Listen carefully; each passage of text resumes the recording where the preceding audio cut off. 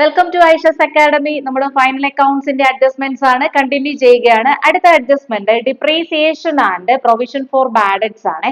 അപ്പോൾ ഡിപ്രീസിയേഷൻ നമുക്കറിയാം decrease in the value of fixed asset ആണ്. ഫിക്സഡ് അസറ്റിന്റെ വാല്യൂയിൽ ഉണ്ടാവുന്ന കുറവിനെ നമ്മൾ എന്തെന്ന് പറയും?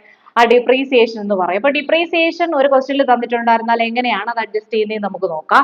ഇവിടെ ക്വസ്റ്റ്യനിൽ പറയുന്നു ഫർണിച്ചർ കോസ്റ്റ് ₹5,000 ഡിപ്രീസിയേഷൻ അറ്റ് 10%. അപ്പോൾ ഒരു സ്പെസിഫിക് ആയിട്ടുള്ള ഒരു ഫിക്സഡ് അസറ്റ് തന്നിട്ടുണ്ട്, അതിന് ഒരു സ്പെസിഫിക് പെർസെന്റേജ് ഡിപ്രീസിയേഷൻ ക്രിയേറ്റ് ചെയ്യണം എന്ന് പറഞ്ഞിട്ടുണ്ട്. അതായത് നമ്മൾ എങ്ങനെ ചെയ്യും എന്നുള്ളതാണ്. ഈ ഡിപ്രീസിയേഷൻ എന്ന് പറഞ്ഞാൽ ഒരു എക്സ്പെൻസ് ആണെന്ന് ആദ്യം തന്നെ മനസ്സിലാക്കുക. എന്ത് എക്സ്പെൻസും ആണ്? ഇൻഡയറക്റ്റ് എക്സ്പെൻസ് അല്ലേ? നേരിട്ട് പ്രൊഡക്ഷൻ കിട്ടുന്ന യാതൊരു ബന്ധവും ഇല്ലല്ലോ. അപ്പൊ ഇൻഡയറക്റ്റ് എക്സ്പെൻസ് ആണ്. ഇൻഡയറക്റ്റ് എക്സ്പെൻസ് ആകുമ്പോൾ എവിടെയായിരിക്കും എഴുതുന്നത്? പ്രോഫിറ്റ് ആൻഡ് ലോസ് അക്കൗണ്ടിന്റെ ഡെബിറ്റ് സൈഡിലാണ് എഴുതുന്നതെന്ന് നമുക്കറിയാം. അപ്പോൾ ഡിപ്രീസിയേഷൻ എന്ന് പറഞ്ഞ് നമ്മൾ പ്രോഫിറ്റ് ആൻഡ് ലോസ് അക്കൗണ്ട് വരച്ചു. പ്രോഫിറ്റ് ആൻഡ് ലോസ് അക്കൗണ്ടിന്റെ ഡെബിറ്റ് സൈഡിൽ ഡിപ്രീസിയേഷൻ എന്ന് പറഞ്ഞ ഐറ്റം എഴുതി. എമൗണ്ട് എങ്ങനെ കണ്ടുപിടിക്കും? നമ്മുടെ അസറ്റ് ആയിട്ടുള്ള ഫർണിച്ചറിന്റെ 5,000 എന്ന് പറയുന്ന കോസ്റ്റിന്റെ 10% ആണ് എന്ന് പറയുമ്പോൾ ഡിപ്രീസിയേഷൻ ഈസ് ഈക്വൽ ടു എത്ര വരും? 500 വരും. നമുക്ക് അതിനകത്ത് ഡൗട്ട് ഇല്ല. ഡിപ്രീസിയേഷൻ എമൗണ്ട് നമ്മൾ 500 മാത്രം എവിടെ എഴുതി? പ്രോഫിറ്റ് ആൻഡ് ലോസ് അക്കൗണ്ടിൽ എഴുതി. ഇനി നമ്മൾ ഫർണിച്ചർ എവിടെയും പോസ്റ്റ് ചെയ്തിട്ടില്ല. ഫർണിച്ചർ എന്ന് പറഞ്ഞാൽ എന്താണ്? അസറ്റ് ആണ് അല്ലെ? അസറ്റ് എഴുതുന്നത് എവിടെയാണ്? ബാലൻസ് ഷീറ്റിന്റെ അസറ്റ് സൈഡിൽ നമ്മൾ അസറ്റ് എഴുതും അല്ലെ? അപ്പൊ ബാലൻസ് ഷീറ്റ് വരച്ചു. അസറ്റ് സൈഡിൽ ഫർണിച്ചറിന്റെ എമൗണ്ട് തന്നിട്ടുണ്ട്, 5,000 എഴുതി. പക്ഷെ ഇവിടെ ഒരു കുഴപ്പമുണ്ട്. ഈ 5,000-ൽ നിന്നും എത്ര കുറഞ്ഞു? ഡിപ്രീസിയേഷൻ ആയിട്ട് പോയി. 500 ഡിപ്രീസിയേഷൻ ആയിട്ട് പോയി എന്ന് നമ്മൾ നേരത്തെ പറയുന്നു. അങ്ങനെയാണെങ്കിൽ ഈ 5,000-ൽ നിന്നും ലെസ് ഡിപ്രീസിയേഷന്റെ എമൗണ്ട്, ആ ഡിപ്രീസിയേഷന്റെ എമൗണ്ട് കുറച്ചതിന് ശേഷമുള്ള എമൗണ്ട് മാത്രം എമൗണ്ട് കോളത്തിൽ കാണിക്കുക. ഓക്കെ, അപ്പൊ 5,000 ലെസ് 500. എന്താണ് 500? ഡിപ്രീസിയേഷൻ ആണ്. അത് പോയിട്ടുള്ള എമൗണ്ട് 4,500 മാത്രം എവിടെ കാണിക്കുക? ബാലൻസ് ഷീറ്റിൽ കാണിക്കുക. അപ്പൊ ഡിപ്രീസിയേഷൻ ഇനി ചോദിച്ചാൽ അഡ്ജസ്റ്റ് ചെയ്യാൻ അറിയാമല്ലോ. ഓക്കെ ആണല്ലോ, ക്ലിയർ ആണല്ലോ. അപ്പൊ നമുക്ക് അടുത്ത അഡ്ജസ്റ്റ്മെന്റിലോട്ട് പോവാമേ. അടുത്ത അഡ്ജസ്റ്റ്മെന്റ് ഏതാണെന്നറിയാമോ? Bad debts. ഈ ബാഡ് ഡെറ്റ്സ് മാത്രം ഇങ്ങനത്തെ കുറച്ച് കാര്യങ്ങളൊക്കെ തന്നിട്ട് 5 മാർക്സിനും ചോദിക്കും. പിന്നെ നമ്മളെ അറിയാമല്ലോ, നോർമലി SAQ ഫൈനൽ അക്കൗണ്ട് ഷുവറായിട്ട് ചോദിക്കുന്നതാണ്. അപ്പൊ അതിനകത്തും ബാഡ് ഡെറ്റ്സിന്റെ അഡ്ജസ്റ്റ്മെന്റ് വരാറുണ്ട്. അപ്പോൾ ബാഡ് ഡെറ്റ്സ് എന്ന് പറഞ്ഞാൽ എന്താണെന്ന് ഞാൻ ജസ്റ്റ് ഒന്ന് പറയാം. ഡെപ്റ്റേഴ്സ് എന്ന് പറഞ്ഞാൽ ബിസിനസ്സിന് പൈസ കൊടുക്കാനുള്ള ആൾക്കാരാണ്. അതായത് ബിസിനസിന്റെ അസറ്റ് ആണ് ഡെപ്റ്റേഴ്സ്. ഈ ഡെപ്റ്റേഴ്സിൽ കുറച്ച് പോർഷൻ ബാഡ് ആവും. ദാറ്റ് മീൻസ് കുറച്ച് പോർഷൻ കിട്ടാതാവും. അതിനെയാണ് നമ്മൾ എന്തെന്ന് പറയുന്നത്?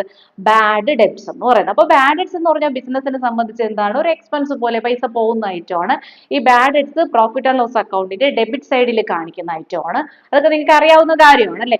അപ്പൊ ഈ ബാഡ് ഡെപ്റ്റ്സ് ട്രയൽ ബാലൻസിന് തന്നിട്ടുണ്ടായിരിക്കും, ഡെപ്റ്റേഴ്സും ട്രയൽ ബാലൻസിന് തന്നിട്ടുണ്ടായിരിക്കും. അതിന് പുറമേ അഡീഷണൽ ആയിട്ട് പ്രൊവിഷൻ ക്രിയേറ്റ് ചെയ്യുക എന്നൊക്കെ ക്വസ്റ്റ്യൻ വന്നാൽ എങ്ങനെയാണ് പോസ്റ്റ് ചെയ്യേണ്ടത് എന്നാണ് ഇതിനകത്ത് നമ്മൾ പറയുന്നത്. അപ്പൊ നമുക്ക് നോക്കാം.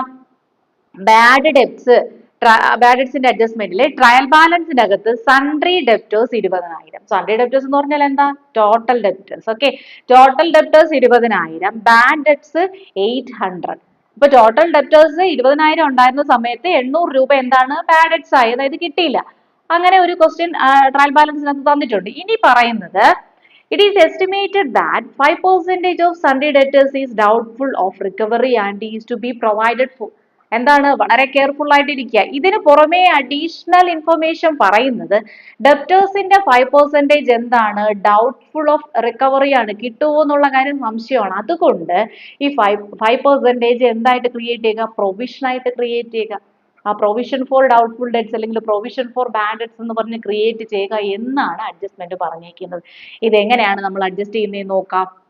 അപ്പൊ ബാഡ് ഡെറ്റ്സ് തന്നിട്ടുള്ളതുകൊണ്ട് പ്രോഫിറ്റ് ആൻഡ് ലോസ് അക്കൗണ്ട് വരയ്ക്കണം എന്നുള്ള കാര്യം നമുക്ക് ആദ്യമേ മനസ്സിലാവുന്നുണ്ട്. അപ്പൊ പ്രോഫിറ്റ് ആൻഡ് ലോസ് അക്കൗണ്ട് വരച്ചു, വേറെ ഒന്നും ചെയ്യുന്നില്ല. പ്രോഫിറ്റ് ആൻഡ് ലോസ് അക്കൗണ്ടിന്റെ ഡെബിറ്റ് സൈഡിൽ ബാഡ് ഡെറ്റ്സ് ക്വസ്റ്റ്യനിൽ തന്ന പോലെ എടുത്തെഴുതി. എമൗണ്ട് എത്രയാണ്? 800 എടുത്തെഴുതി. ഓക്കെ, ഇനി അഡ്ജസ്റ്റ്മെന്റിലുള്ള കാര്യം പ്രൊവിഷൻ ഫോർ ബാഡ് ഡെറ്റ്സ് അല്ലേ?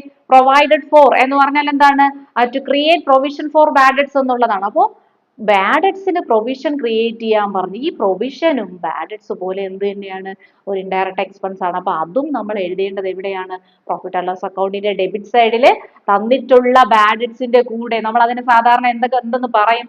ആ old bad debts, new bad debts എന്നൊക്കെയാണ് നമ്മൾ പറയുന്നത്. അപ്പൊ ഈ ഓൾഡ് ബാഡ് ഡെറ്റ്സ് ആയിട്ടുള്ള 800-ന്റെ കൂടെ ഇപ്പൊ ക്രിയേറ്റ് ചെയ്യാൻ പറഞ്ഞിട്ടുള്ള പ്രൊവിഷൻ എന്ത് ചെയ്ത് എഴുതണം?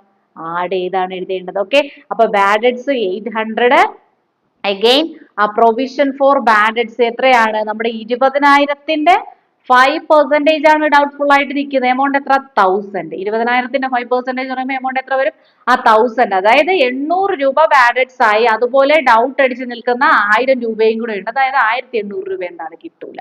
അപ്പോൾ അത് രണ്ടും കൂടെ ആഡ് ചെയ്തിട്ട് 1800 രൂപ. ഏതൊക്കെ രണ്ടാണ്? ബാഡ് ഡെറ്റ്സ്, പഴയ ബാഡ് ഡെറ്റ്സ്, ട്രയൽ ബാലൻസ് വന്നിട്ടുള്ള ബാഡ് ഡെറ്റ്സ് 800 പ്ലസ് നമ്മളിപ്പോൾ പുതുതായിട്ട് ക്രിയേറ്റ് ചെയ്ത പ്രൊവിഷൻ എത്രയാ?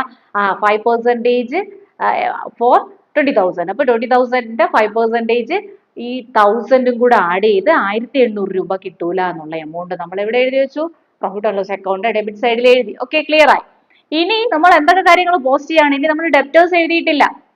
ഡെപ്റ്റേഴ്സ് നമ്മൾ എവിടെയെങ്കിലും എഴുതിയിട്ടുണ്ടോ? ഇല്ല, ഡെപ്റ്റേഴ്സും എഴുതിയിട്ടില്ല. നമ്മുടെ അഡ്ജസ്റ്റ്മെന്റ് ഒരൊറ്റ സ്ഥലത്ത് മാത്രമേ നമ്മൾ എന്ത് ചെയ്തിട്ടുള്ളൂ? പോസ്റ്റ് ചെയ്തിട്ടുള്ളൂ. അതിന്റെ ഒരിടത്തും കൂടെ പോസ്റ്റ് ചെയ്യണമല്ലോ. അതെവിടെയാണ്? ബാലൻസ് ഷീറ്റിലാണ് കേട്ടോ. അപ്പൊ ബാലൻസ് ഷീറ്റ് വരയ്ക്കുന്നു. ബാലൻസ് ഷീറ്റിന്റെ അസറ്റ് സൈഡിലല്ലേ ഡെപ്റ്റേഴ്സ് എഴുതേണ്ടത്? ആണ്, അസറ്റ് ആണ്. ഡെപ്റ്റേഴ്സ് എന്ന് പറഞ്ഞാൽ അസറ്റ് ആണ്.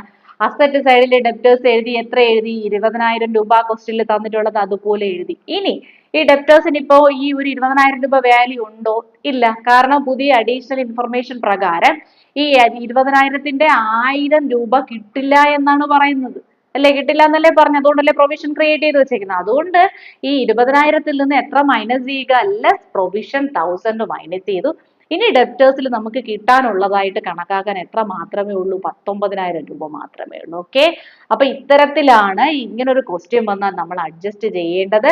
ഈ ബാഡ് ഡെറ്റ്സുമായിട്ട് ബന്ധപ്പെട്ട് കുറച്ചും കൂടി അഡ്ജസ്റ്റ്മെന്റ് ഉള്ള പ്രോബ്ലംസ് ഉണ്ട്. അത് ഞാൻ അടുത്ത ക്ലാസ്സിൽ ഇടുന്നുണ്ട്. അപ്പൊ ഈ ഒരു അഡ്ജസ്റ്റ്മെന്റ്സ് നന്നായിട്ട് ചെയ്തു പഠിക്കുക.